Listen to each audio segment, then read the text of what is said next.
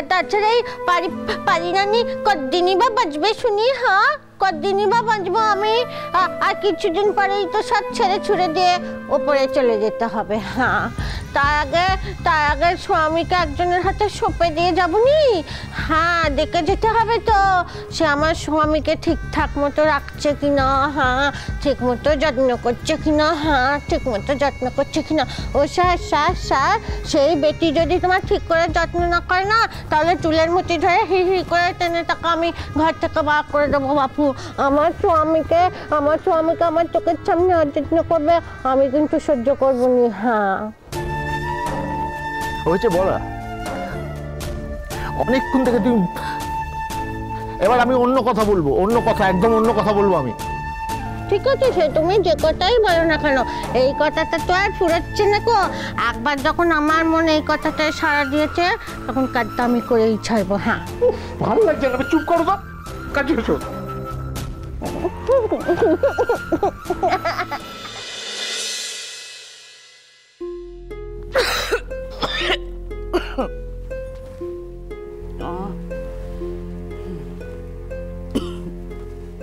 সৃষ্টি,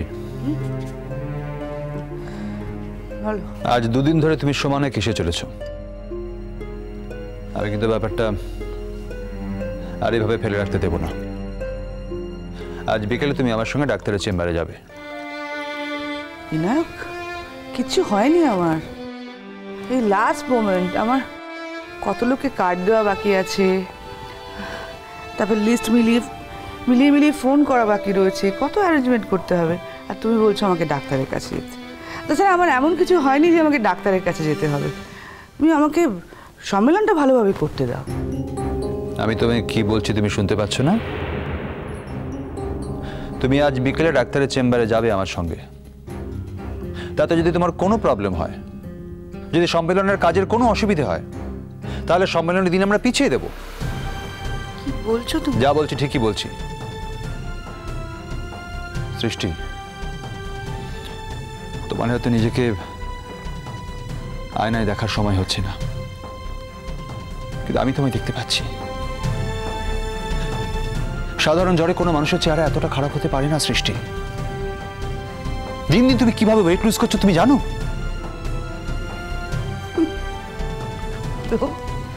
কি হয়েছে? মাঝখানে কতটা ওয়েট পুট অন করেছিলাম বলো তো? আসলে নাচ প্র্যাকটিস করতে হচ্ছে তো একটু রিডিউস করেছি। সৃষ্টি, আমার কিন্তু ব্যাপারটা মোটেই ভালো লাগছে না। প্রত্যেকদিন রাতে খেতে বসে দেখে তুমি কিচ্ছু খেতে পারো না, দিন দিন তোমার অ্যাপেটাইট কমে যাচ্ছে। কেন বাড়াবাড়ি করছো বিনায়ক? কিচ্ছু হয়নি আমার, একটু পরিশ্রম হচ্ছে তো তাই টায়ার্ড লাগে, কিচ্ছু হয়নি। ঠিক আছে না, তুমি ঠিক নেই, তুমি ঠিক নেই সৃষ্টি। আজকে বিকেলে তুমি আমার সঙ্গে ডাক্তারের চেম্বারে যাবে, এ নিয়ে আমি কোনো কথা শুনবো না তোমার। That's all. বলছি আজ নয়, কাল যাবো। কিন্তু সৃষ্টি, আমি তো কালকে আটকে গিয়েছি। কালকে একটা খুব ইম্পর্টেন্ট সেমিনার পড়ে গেছে আমার, সেটা সেরে বাড়ি ফিরতে ফিরতে সন্ধে কি বলছি, প্রায় 8-9টা বেজে যাবে। তাতে কি হয়েছে? আমি একা চলে যাব। প্রমিস? বিনায়ক, আমি কি বাচ্চা মেয়ে নাকি যে এইভাবে কথা আদায় করছো? ইদানিংকালে তোমাকে আমার একটা ছোট্ট বাচ্চা মেয়ের মতো মনে হয় সৃষ্টি। খালি মনে হয় যে তোমার যত আবদার আছে সব যদি আমি মেটাতে পারতাম। আমি জানি তোমার মনের ভেতর অনেক আবদার জমা হয়ে আছে সৃষ্টি। কি হয়েছে তোমার? কি হয়েছে? কি হবে? কিচ্ছু হয়নি। কিছু হয়েছে বলে বলছি তা কিন্তু নয় সৃষ্টি। না, কোনো কারণে কি তোমার মনটা খারাপ? তা বলতে পারো। আমাকে বলো, আমার সঙ্গে শেয়ার করো। হয়তো তোমার মন খারাপ আমি কমাতে পারবো না, কিন্তু শুনতে তো পারবো।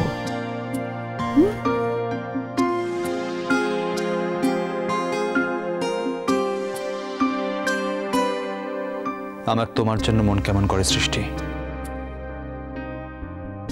আমার জন্যে? বিনা, আমি তো তোমার কাছেই আছি। আমিও তো তাই ভাবি। তুমি আমার এত কাছে আছো, ইনফ্যাক্ট আমাদের বিবাহিত জীবনে এত বছর পর এই প্রথম আমি তোমাকে ঠিক যেভাবে চেয়েছি ঠিক সেইভাবে পাচ্ছি। এখন তো তোমায় মিস করার কোনো কারণ নেই। কিন্তু কি অদ্ভুত ব্যাপার দেখো, এখনই আমি তোমাকে মিস করি। প্রত্যেক মুহূর্তে কেন জানি না আমার তোমার জন্য মন কেমন করে। আমি তোমার কাছে আছি বিনা। আমি জানি সৃষ্টি, তবু ভয় করে কেন জানি না। মনে হয় তুমি যদি আমায় ছেড়ে চলে যাও অনেক দূরে। আর কোথায় যাব আমি? কোথায় যাওয়ার আছে বিনায়ক? সৃষ্টি লক্ষ্মীটি, একটু যত্ন নিও নিজের। তোমার কি মনে হয় বলো তো বিনায়ক, এই সামান্য একটু জ্বরে দুম করে আমি একদিন মরে যাব? কেন বাজে কথা বলছো তখন থেকে? তোমার মতো অত পুণ্য আমি করিনি বিনায়ক। জীবনের প্রতিটি ছত্রে ছত্রে আমি অন্যায় করেছি, অনেক পাপ করেছি। অত সহজে জগন্নাথ আমাকে নেবেন না। সৃষ্টি, তুমি আমার কথা শোনো। এত পরিশ্রম তোমার সহ্য হচ্ছে না। দেখো বিনায়ক, এতদিন ধরে আমি যা করেছি সব নিজের জন্য করেছি। নিজের শখ, নিজের নাম, নিজের যশ প্রতিষ্ঠা, ব্যাস, কারো কথা ভাবিনি আমি। এই প্রথম নিজের বাইরে বেরিয়ে আমি সমাজের জন্য একটু কিছু করতে চাইছি। স্ট্রেস তো হবেই, এটুকু অ্যালাউ করো প্লিজ। সৃষ্টি, আমার কথা শোনো। তোমারও তো বয়স বাড়ছে একটু একটু করে। তুমি এখন আগের মতো পরিশ্রম করতে পারবে সেটা ভাবছো কি করে? হয়তো এই ধকলটাই তোমার সহ্য হচ্ছে না। অনেক কাজ বিনায়ক, প্রচুর কাজ। এই বিশাল কাজের সমুদ্রে নেবে নিজেকে কিরকম দিশাহারা লাগছে আমার। এখন মনে হয় জীবনের প্রত্যেকটা মুহূর্ত যদি কাজে লাগাতে পারতাম, তাহলে বিশাল সমুদ্রের একটা ঢেউয়ের মতো কাজ আমি করে যেতে পারতাম। সৃষ্টি, তুমি যা করেছো তা কিন্তু কম কিছু নয়। এখানে তো এরকম কোন একাডেমি ছিল না যেখানে সম্পূর্ণ বিনামূল্যে প্রতিভাবান ছাত্রছাত্রীদের ট্রেনিং দেওয়া হয়। আর সব থেকে বড় কথা হলো এই প্রজেক্টে তুমি এবং সূর্য পানিগ্রাহী, তোমাদের মতো দুজন এই মাপের শিল্পী, তোমরা একসঙ্গে কাজ করবে একটা বৃহত্তর স্বার্থে। এটা কম বড় কথা হলো? আমি তোমাকে বলছি, ভবিষ্যৎ প্রজন্ম তোমাদের এই অবদান মনে রাখবে। সৃষ্টি, শিল্পের ইতিহাসে তোমাদের ভূমিকা স্বর্ণাক্ষরে লেখা থাকবে। তুমি দেখো বিনায়ক, আমার তোমার সাথে একটা কথা ছিল। বলো, কি বলবে? বলছিলাম, সম্মেলনে আমরা পণ্ডিত সূর্য পানিগ্রাহীকে লাইফ টাইম অ্যাওয়ার্ড দিতে চাই। ও না, ওর মতো গুণী মানুষকে অ্যাওয়ার্ড দেওয়ার মতো স্পর্ধা আমার নেই।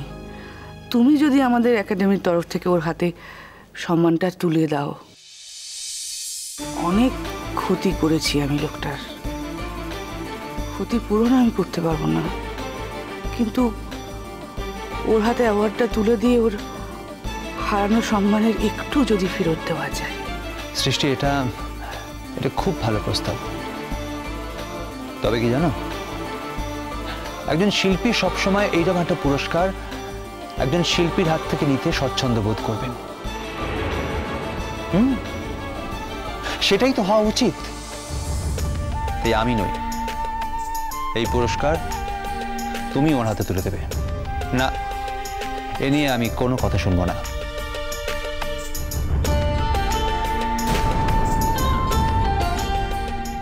মেসমশাই, ওর মনে হয়েছে যে ওর জন্যই নাকি আমার জীবনটা ব্যর্থ হয়ে গেছে।